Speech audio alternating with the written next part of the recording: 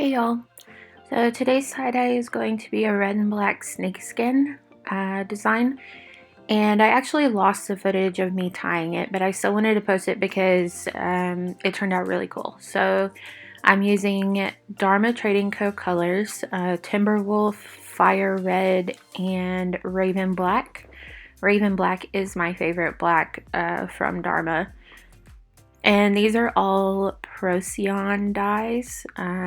So I have soaked my shirt in soda ash for about 20 minutes, and then I threw it in the washing machine just on the spin cycle just to get all the excess moisture out.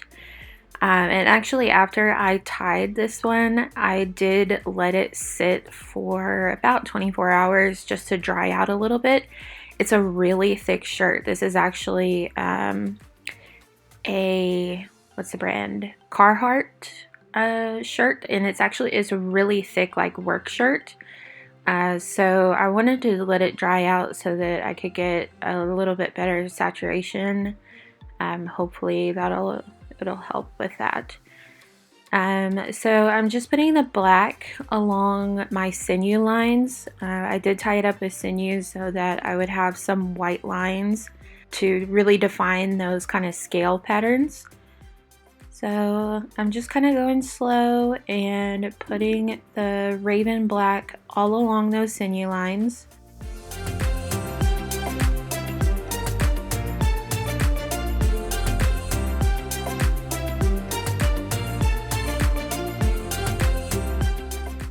On either side of the black, I'm going to put the gray Timberwolf just to kind of give a little bit more of a transition between the red and the black. You don't have to do that, you can go straight into red, but I really like how it kind of faded it out a little bit, the black. I think it's super cool. These bottles that I'm using are just from Amazon. You can look up at 8-ounce squeeze bottle with a twist lid. I really prefer the twist lid over like the ones that have the little cap on it because I will absolutely lose the cap.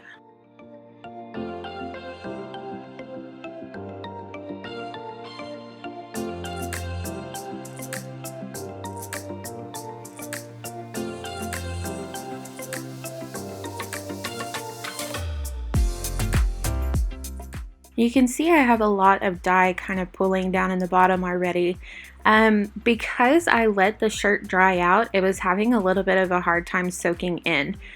So if that happens to you, something that you can do is just have a kind of a spray bottle of a mixture of a little bit of soda ash and water. And you can just lightly spritz the top of your shirt to kind of just get it wet again so that the dye doesn't just want to roll right off. So that can happen. You'll see, I don't know if it's this, if I do it on this shirt or not. I did like 9 shirts in one day, so, but I'll use my finger. Yeah, I think I'm fixing to use my finger to just kind of spread a little bit of the dye, and then I'll hold my finger there so that it just gives it a chance to soak in a little bit before just beating up. And that really helps just kind of get that dye down in there.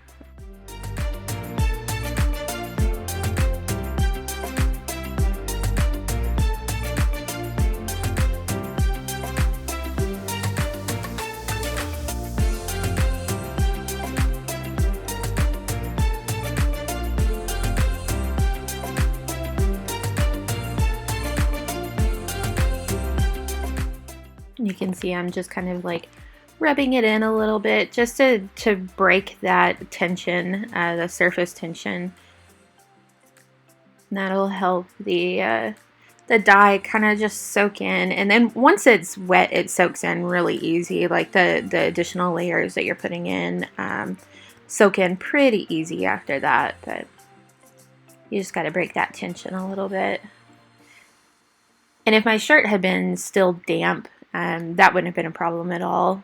But like I said, I wanted to dry it out a little bit just because it was so thick and it's folded up a lot. So I really wanted to let it dry out a little to try to get that dye to really pull down all the way into the center of the shirt.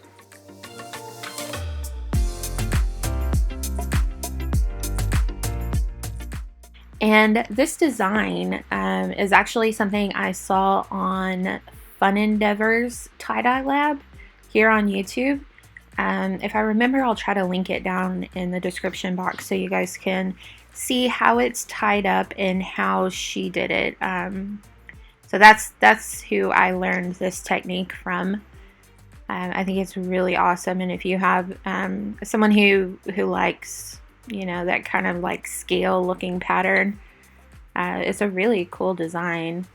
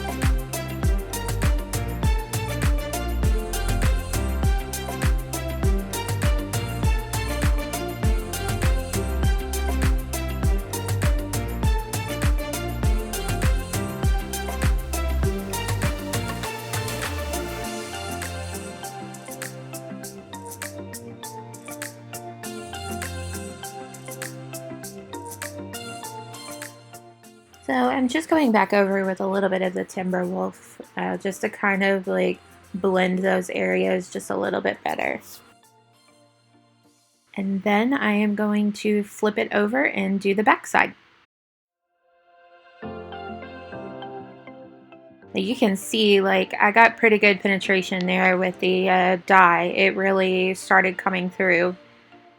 So I'm just going to repeat the process. So I'll start with the black and follow my sinew lines. I'm not going to put as much black as I did on the first one because I really don't want the black to take over. It will just devour your shirt if you put too much on, and you're just going to have a black shirt. So I'm just going to lightly go over those sinew lines with the black, and then I'll do the same process with the gray and the red.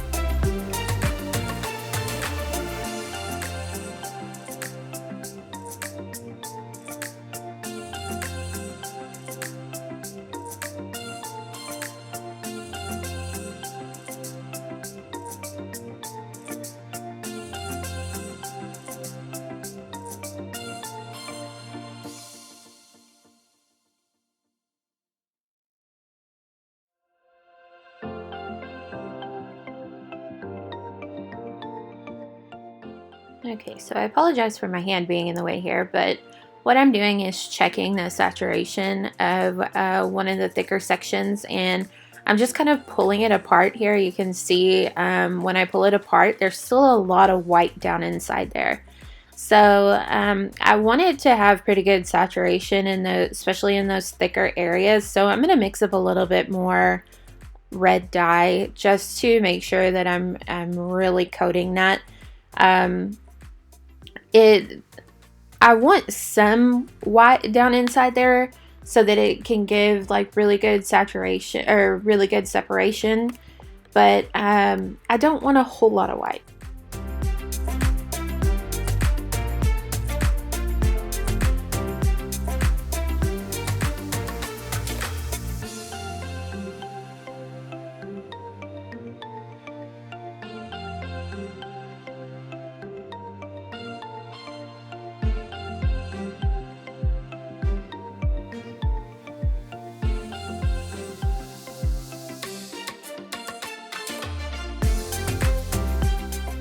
And if you're a little bit more patient, you won't have quite as much runoff as I do. Um, I'm kind of an impatient person, and I like to just squeeze it on there.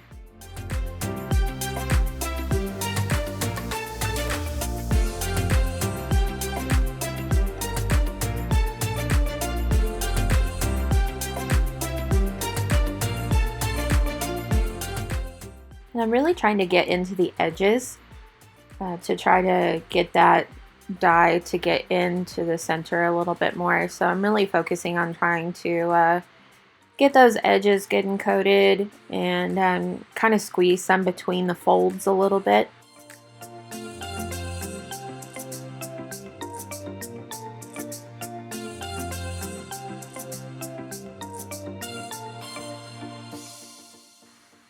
Okay, so after I get this last bit of dye on, I am going to let this batch for 24 to 48 hours. After 48 hours, the soda ash and the dye have stopped reacting, so you can leave it longer, but it's not going to get any more vibrant. It's done reacting with the fabric. So I actually let mine sit for 24 hours and then washed it out the next day.